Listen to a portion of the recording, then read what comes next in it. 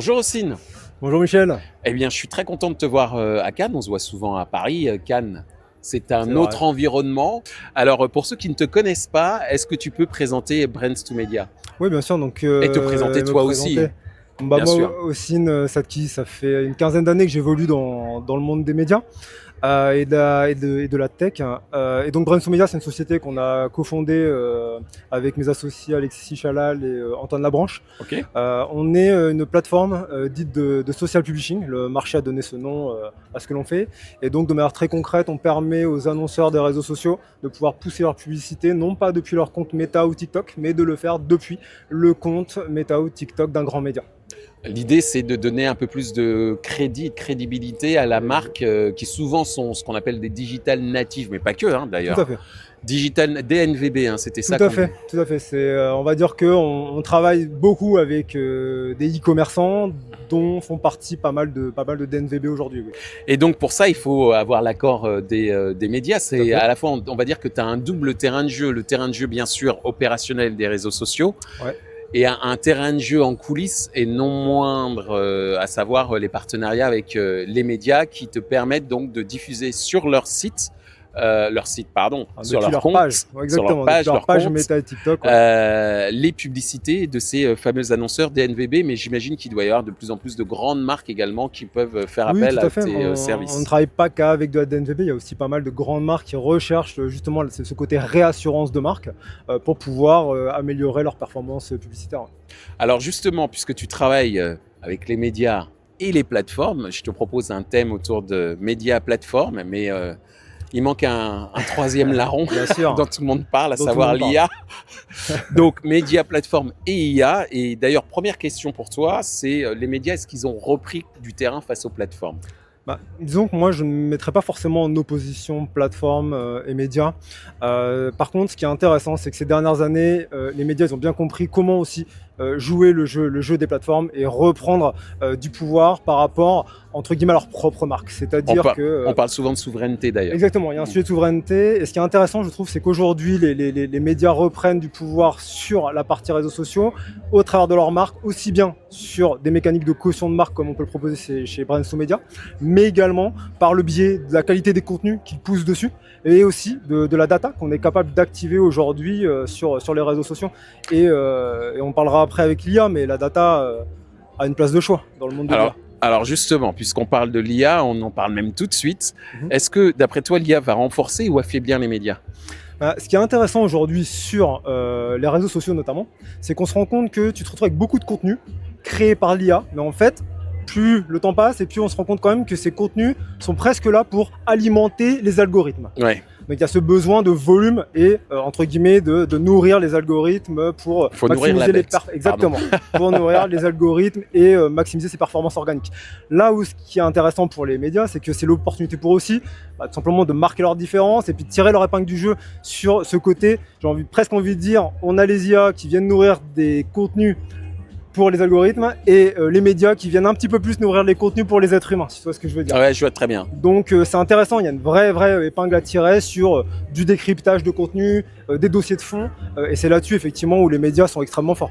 Alors justement, puisque tu parles de la force des médias, l'une des forces quand même importantes chez les médias, c'est la confiance qu'ils peuvent générer, en tout cas qu'ils suscitent, comparé à d'autres acteurs, notamment les plateformes. Ouais. Et pour toi, et pourquoi je parle des médias et de la crédibilité, c'est pour faire appel à ce concept quand même important dans le business aussi, qui s'appelle la confiance. Oh oui. Et justement, d'un point de vue média et attractivité auprès de l'audience, est-ce que tu penses que la confiance est devenue plus importante que l'audience? Disons que sur les réseaux sociaux et les plateformes de manière générale, on a de moins en moins la main sur les signaux qui vont permettre l'amélioration des performances publicitaires. Là où on a encore la main, c'est justement sur le contenu et sur l'émetteur du message. Et on se rend compte d'une chose, c'est-à-dire que lorsqu'on cautionne une publicité par le biais d'une grande marque média, on a un impact positif sur les performances publicitaires. Donc c'est bien une preuve très empirique que oui, la confiance que les audiences peuvent avoir envers une marque et envers un émetteur d'un message publicitaire peut avoir un impact extrêmement positif sur les publicités. Alors je disais tout à l'heure, tu travailles avec les plateformes et l'une d'entre elles c'est Meta, qui est quand même très très important. Pour toi, Meta, c'est un partenaire ou un concurrent? Je pose la question parce qu'on pourrait se dire que ce fameux social publishing, à savoir poster de la publicité sur les pages des grands médias, ils auraient pu le faire aussi. Et donc comment ça se passe la relation en fait? Disons que ce qui est intéressant, c'est que les réseaux sociaux, entre guillemets, pour nous, sont définitivement des partenaires. Pourquoi? Parce qu'on vient se positionner, j'ai envie de dire, sur des grands flux de monétisation et de performance.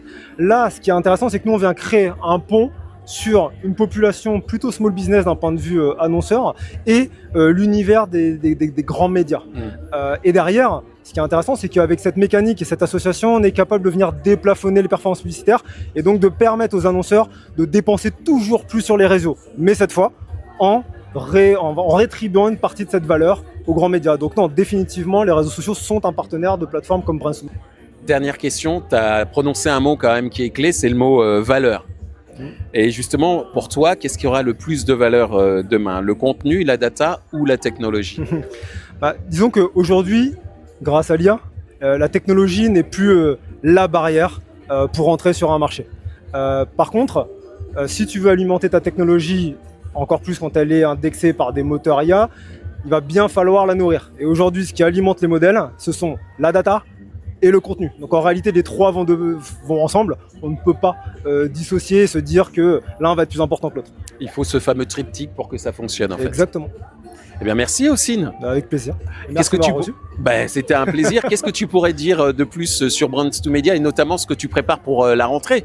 Puisque justement, on est diffusé pendant tout l'été, donc que prépare-tu pour le marché à la rentrée? Ce qui est intéressant avec Brands2Media cette année, c'est que déjà, d'un point de vue volume d'affaires, on est en train de multiplier par 5 ce que l'on est en train de faire cette année versus l'année dernière. Donc ce qui est intéressant, c'est plus les actionnaires qui vont être contents. Oui, c'est une jolie traction. Et surtout, c'est que c'est toujours plus de business pour les médias. Bien sûr. Autre manière aussi d'acheter plus de business, on est en train de se déployer à l'international.